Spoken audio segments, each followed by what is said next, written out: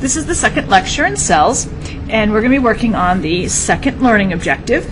We've already described the structural components of plant, animal, bacteria cells, and viruses, and now we're going to work on explaining the mechanisms of passive and active transport across cell membranes.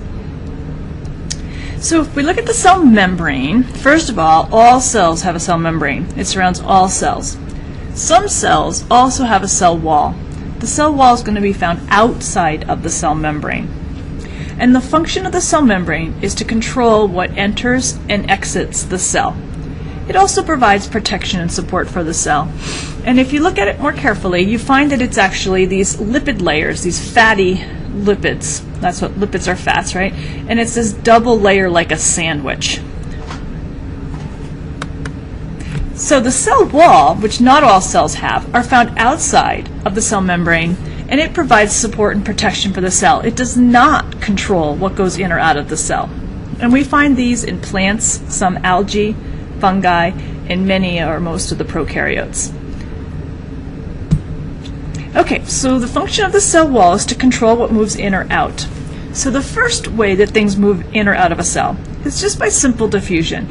And everybody kind of understands diffusion. So particles tend to move from where there's more of them to where there's less of them. So here we have a cell membrane, and we have these little solute, or these little dissolved particles.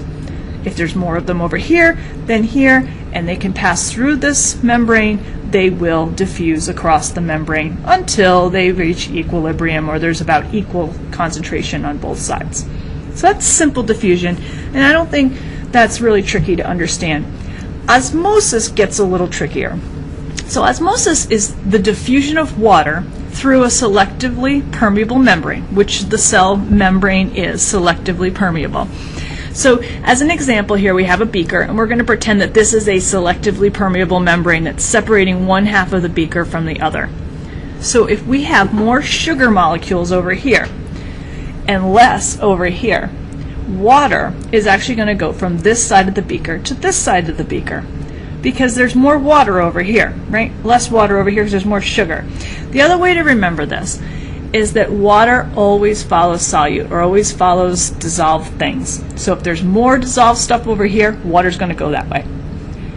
If there's more dissolved stuff over this way, the water would go that way. It's always going to follow wherever there's more dissolved things. So that's osmosis. And when we're looking at osmosis, we use concentration. We're talking about where is it more concentrated. And so we use these terms related to tonicity. Tonicity just means relative concentration. So we can use the term hypertonic. And all of these are going to be relative, one thing relative to another. So hypertonic, hyper means high, tonicity means concentration, so high concentration. Hypo means low, below, so that's a low concentration. And when they're equal on both sides, we call it isotonic. And tonicity is a relative term. I can't say, oh, this person is tall. The person might be tall if I place them next to a short person. But if I place them next to a very, very tall person, then they would appear to be short.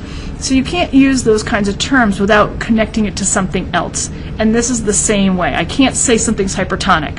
I have to say that it's hypertonic relative to something else that would be hypotonic. Okay, that's tonicity. The other type of transport besides diffusion and osmosis is where things are moving against the concentration gradient. So instead of going from high concentration to low concentration, or water moving from where there's more water to where there's less water, sometimes we want to move things against the concentration gradient. It's like a pump. You might pump water uphill. Well, your cells can sometimes pump molecules into the cell or out of the cell against their concentration gradient. And when they do that, it requires energy. It's called active transport. So here's an example of that. So here's a protein pump. This is a protein that's embedded in the cell membrane, and here's a molecule that needs to come across. Now we have more molecules inside than outside. So diffusion would say it would move in this direction. But if the cell needs to move it in, it's going to require some energy. So let's see how that looks. There's our energy. And now our molecule moves into the cell. So your body has your cells have these pumps in them that they use. Another way that your body uses energy to move things is bulk transport. If something is too big to move through the lipids or too big to move through those proteins, then they need to do what's called bulk transport. And there's two different ways. It could go in the cell or out of the cell. So endocytosis is bringing things into the cell. Endo means in, cyto means cell. So into the cell. And it makes these little like pockets. I'm going to show you a video of that in a second. The other way is exocytosis, and it's really the same mechanism. It's just going in the opposite direction. So let's see a video of that.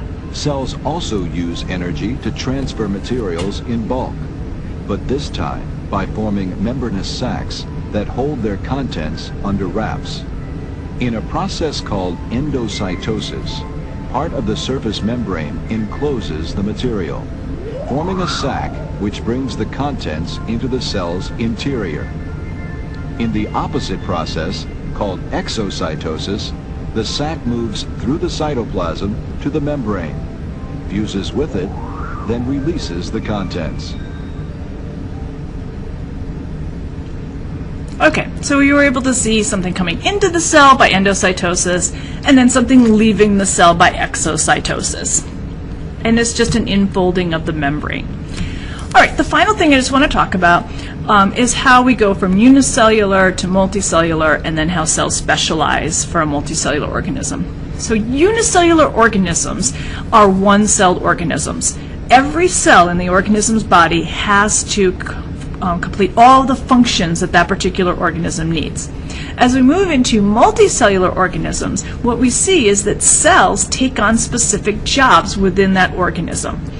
So as we go into these multicellularity, we have cell specialization. So here we have an example of that. This should look familiar to you. We did this earlier in the year. So here we have a muscle cell. And that muscle cell is specific, and it takes on a specific role and works as smooth muscle tissue. And then that smooth muscle tissue is going to work with other tissues to form an organ or a stomach. And then you have the stomach working with other organs to form the digestive system. And so the cells within this system are specialized to do specific functions for the organism. A liver cell can't do the job of a brain cell. The brain cell is not able to do the job of a liver cell. And that's the organization.